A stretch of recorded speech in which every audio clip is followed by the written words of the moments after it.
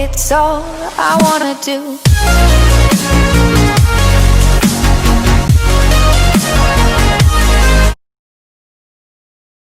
What is up, my crafties? Before the video starts, make sure to subscribe, hit the bell so you don't miss an upload, and like, comment, and share the video. Enjoy the video! What is up, my crafties, and welcome back to my Craftalicious YouTube channel. And today we are here doing something that was highly requested. You guys really wanted me to read some standard-sized fanfiction, and today I will be reading a Prinxiety one, of course, since Prinxiety is such a popular standard-sized ship within the fandom. I personally myself am a multi-shipper, but if I see any hate on Prinxiety in the comment section below, your comment will be deleted, as recently, for some reason, I've been getting comments on my Prinxiety comic dub video, and those comments have just not been nice to the people who do ship Prinxiety and who do like the ship. So, please, no mean comments. Thank you very much. But one more thing before I do let you guys get right into the video. If you go into the description, I do have my social media links in the description.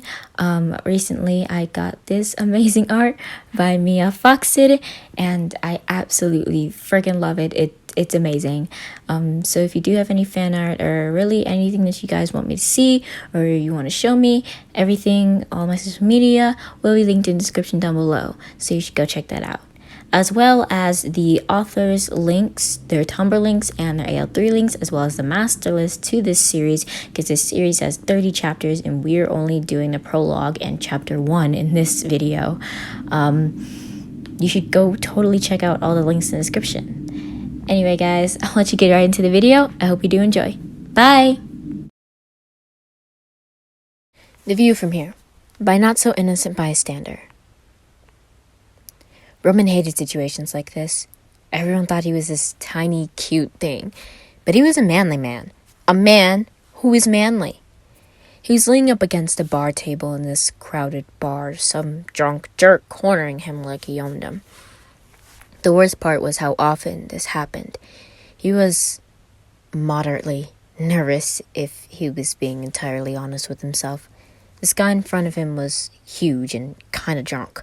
But Roman also knew that even though he was small, he could handle himself for the most part. Unless he was picked up, of course. There was only so much you could do when you're in the air. Hey, I'm really flattered, but I have a boyfriend. Yes, Roman stuttered out. This guy was really close to him, and he didn't have much of an escape. Oh, yeah? Well, if that's true, where is the guy? And what kind of boyfriend you got that would leave such a cute little morsel like yourself all alone? Sounds to me like you'd be better off with a guy like me anyway. The large man slurred, stepping even closer to Roman.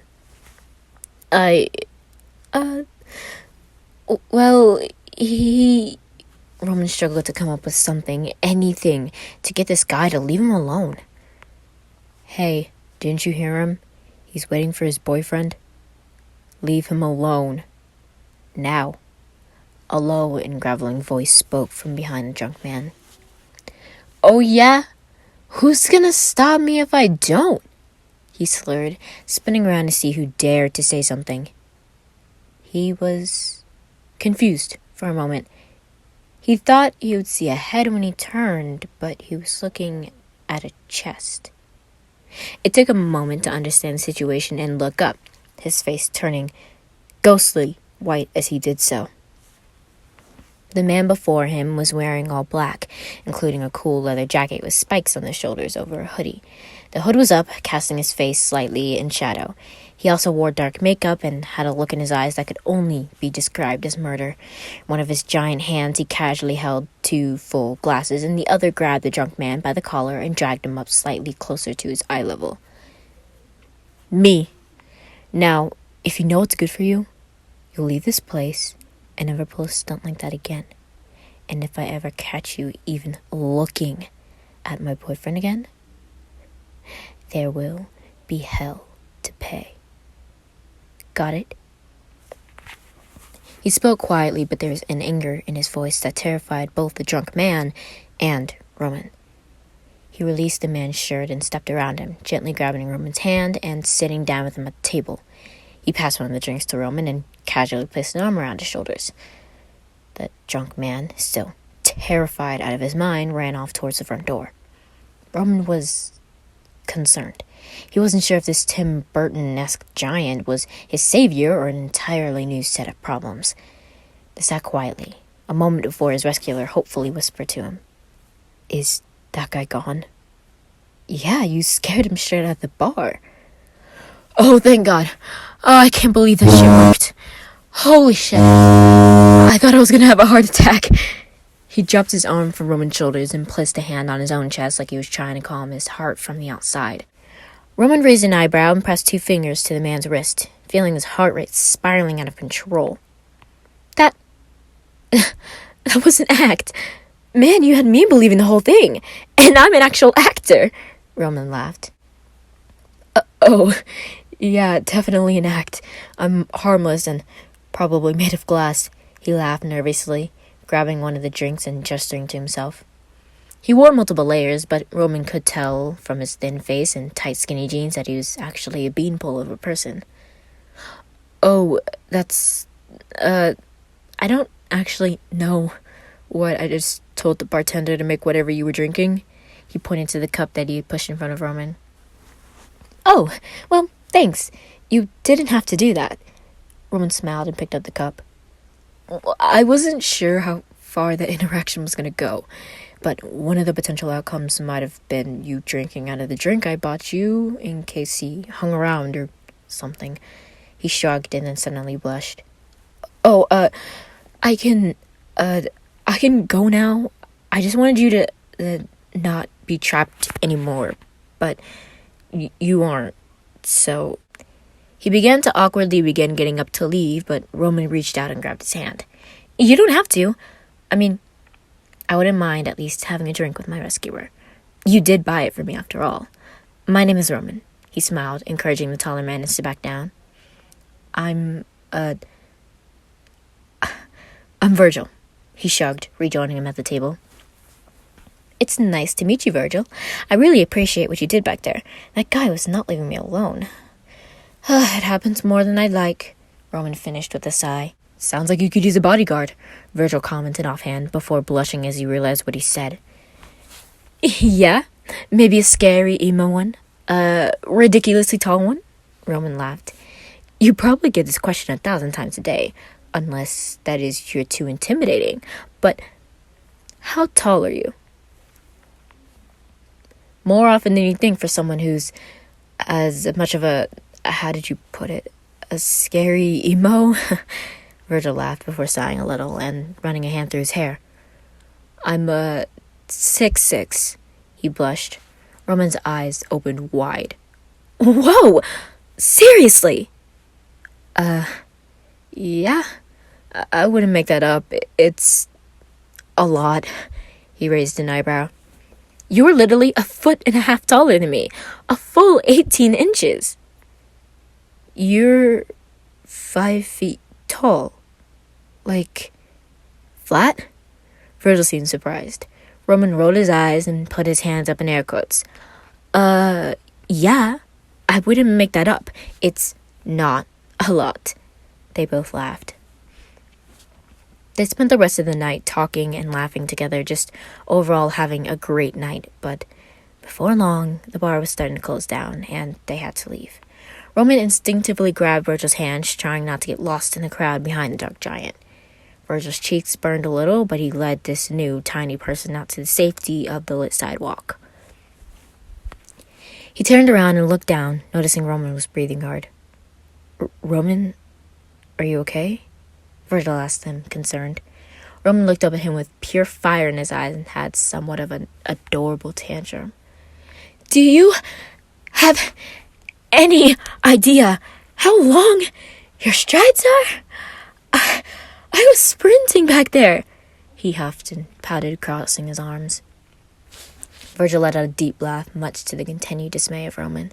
Roman reached into the emo's pocket and took out his phone, entering his number into it before stuffing it back into his jacket pocket. He was still pouting, looking up at the beanpole in front of him. Hey, you have something on your face, Roman pointed up at Virgil's cheek. He raised one of his hands and brushed at his face. No, you aren't getting it. Roman grabbed one of Virgil's hands and yanked it down to his eye level. One.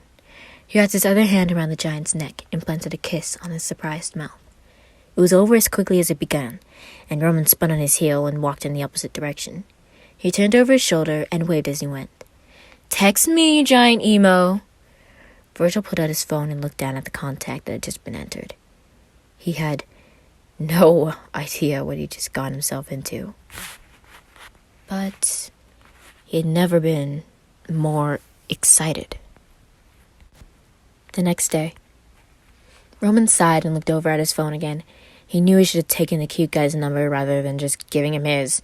He was obviously the impulsive one of the two. He did kiss him, after all.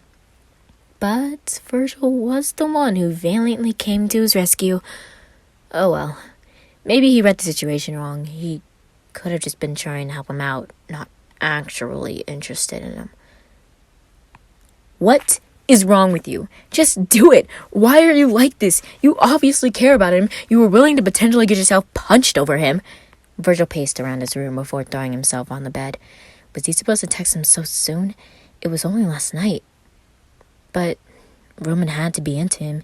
He had kissed him after all, but they had been drinking. Maybe it was just that they were tipsy. Maybe he regretted it. Maybe... He stared at his phone.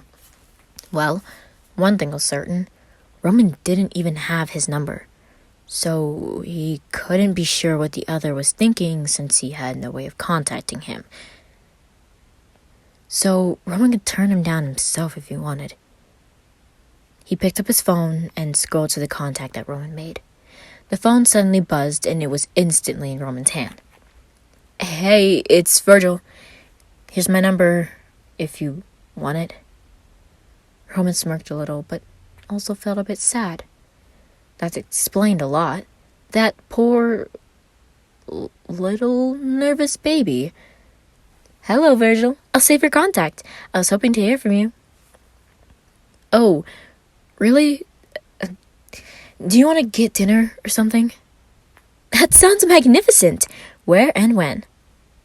I could probably get us into that place that overlooks the pier. The fancy place. Don't you need a reservation? My brother works there.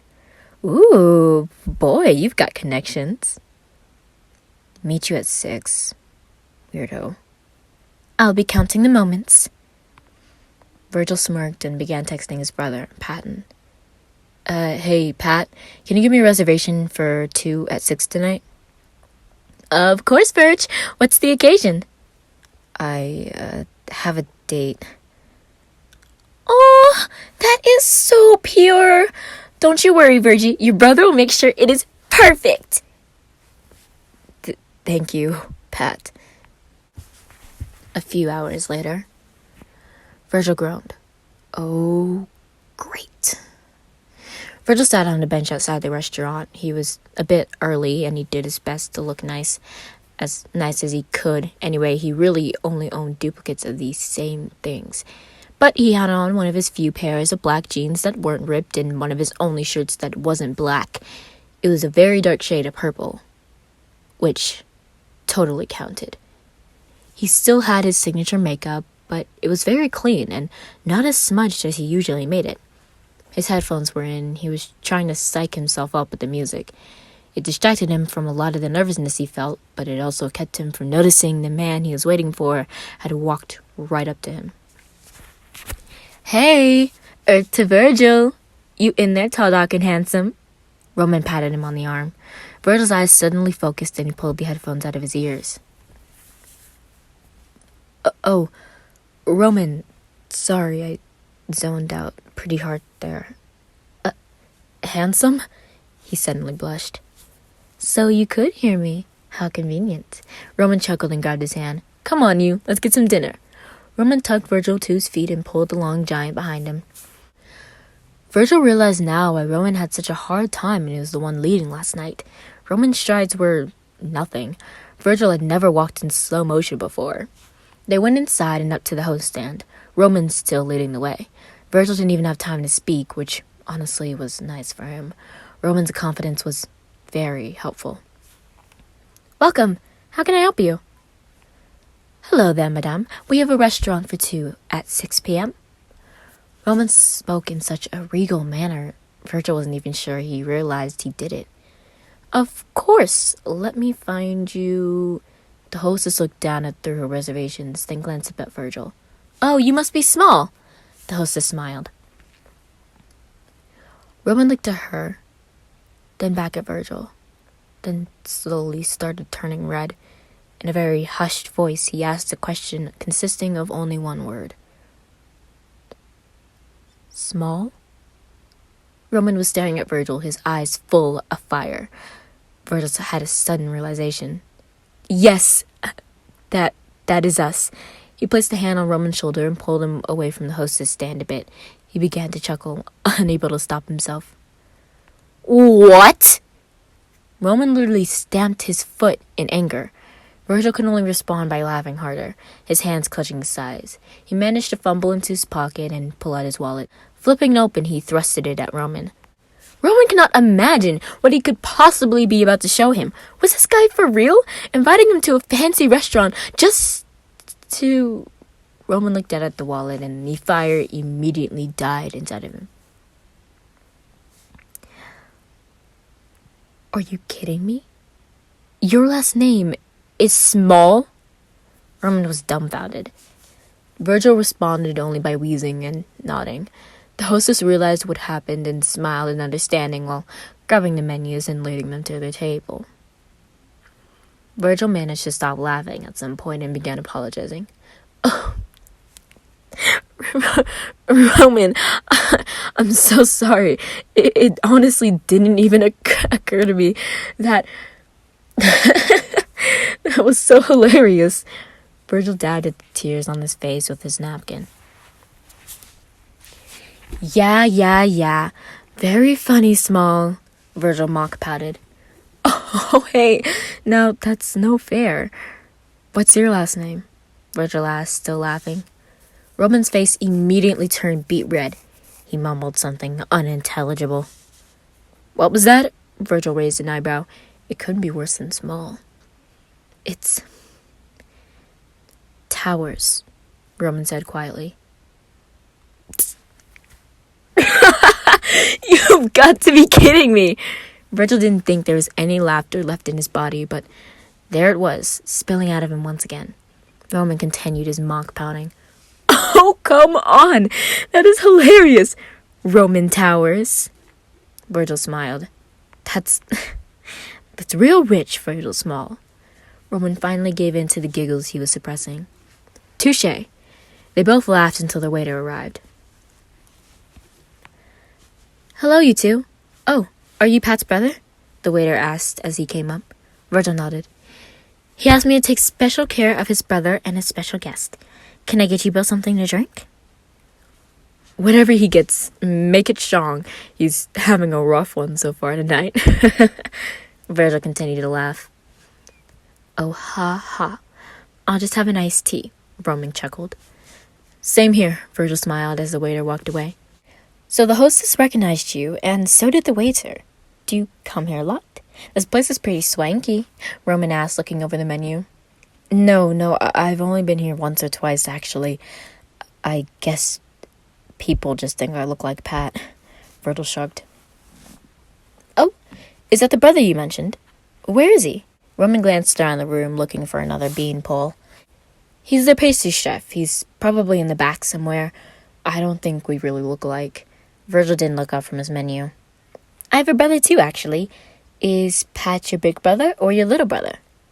"He's my younger brother. Just me and him," Virgil said, seemingly like he was choosing his words carefully, but Roman chose to let it slide. "I have an older brother. His name is Logan. Just us two as well. We get out once a month or so and have a game night to catch up and stuff. I'm actually going over there this weekend," Roman explained. "Oh, that's really cool. I should do something like that with Patton. He would love that." "You two are welcome to come next week if you like. Logan doesn't get out much. I'd love for him to make some friends." "Oh, Sure. I'll ask Pat if he's free. Virgil once again seemed hesitant about his brother, but Roman chose not to pry. They made some small talk, getting to know one another a bit more over the course of the meal. Once their meals were finished and their plates cleared away, a large brownie sundae appeared. Written on the plate in beautiful looping chocolate cursive was, for Virgie and his special friend. Virgil just about died right then and there. His face was as red as Roman's dress shirt, and if his hoodie wasn't in the car, he would have dove into it by now.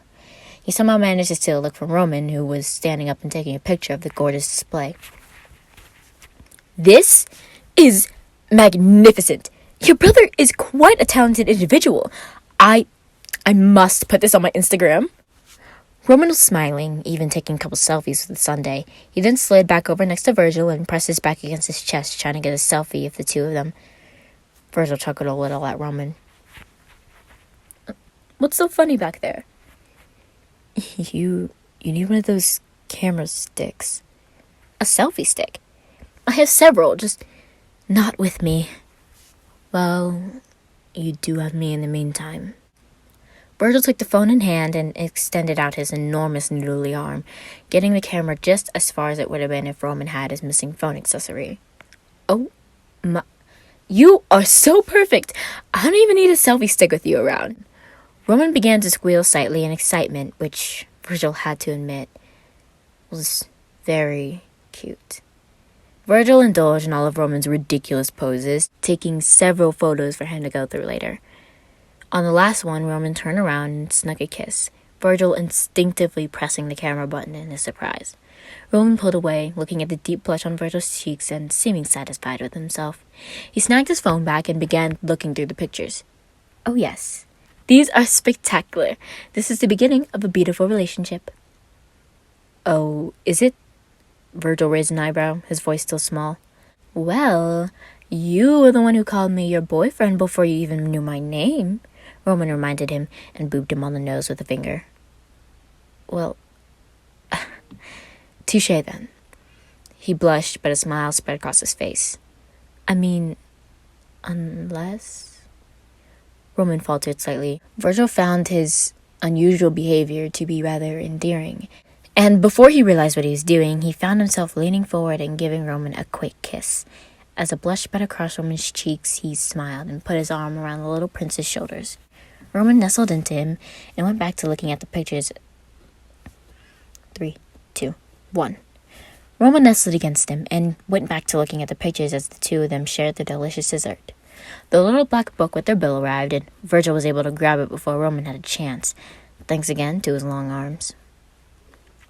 Hey, I was gonna get dinner. You paid for my drink last night. Well, I'm the one who invited you. This is my date. Virgil stuck at his tongue and held the check out of Roman's reach. He flipped it open, and rather than a bill, there was a note in some... He flipped it open, and rather than a bill, there was a note in that same loopy cursive. Dinner's on me tonight, kiddo. Go do something fun, and text me later. They both chuckled a bit and started heading for the door, holding hands. I told you I'm not yours anymore. No, I'm not yours. So why you trying to hold on when I'm not there for you? Wanna take a different lane, wanna play my own game, and I don't need you here, so won't you let me go? Wanna take this ball and chain that you have put on me and throw it out the window.